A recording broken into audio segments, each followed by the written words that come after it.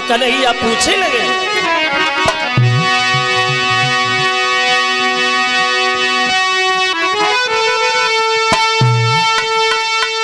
तो मोहननी cut cut शब्द सुनो और बोले भैया क्या खाता है, कचो होई तो निकमो घूमने दे, कचो होई तो निकमो घूमने दे, भूखा दम निकला जाता है।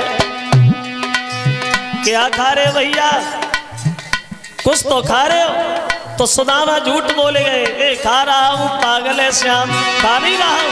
फिर कपटी बोला क्या रखा है, दांतों को शीत सताता है, इसलिए तुझे खाने जैसा ये कटकट शब्द सुनाता है।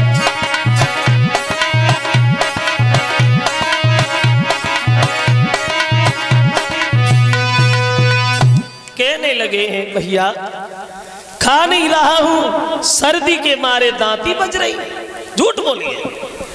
वैसे कुछ लोग ये कहते हैं कि कन्हैया ने सुदामा को श्राप दिया था कि तुम निर्धन हो जाओ, लेकिन ऐसा कहीं भी नहीं लिखा भक्तों। हाँ, जब ये सुबह गए थे गुरु माता ने पूछा, श्याम क्या तुम्हें कुछ मिला, इसने कुछ दिया, बोल रही माँ। तो गुरु माता ने ये जरूर कहा था, सुदामा फंस गए तुम वो चुंगल में जो गुरु से कपट और मित्र से चोरी करता है, उसकी आत्मा को कभी शांति नहीं मिलती। क्यों? गुरु से कपट मित्र से चोरी, और चाहे होए निर्धन चाहे होए कोढ़ी, 64 दिन विद्या सीखी दोनों भाइयों ने।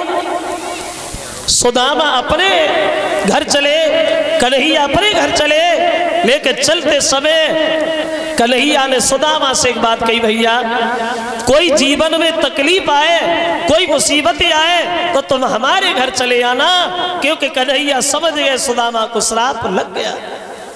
चले आए सुदामा। अब जब घर आए तो सुदामा की शादी भई, लेकिन शादी जब भई तो सुदामा की किस्मत ने पलटा खा लिया। देखिए अब सुदामा दिन प्रतिदिन गरीब होते ही चले गए, सुदामा गरीबी के दलदल में दबते ही चले गए।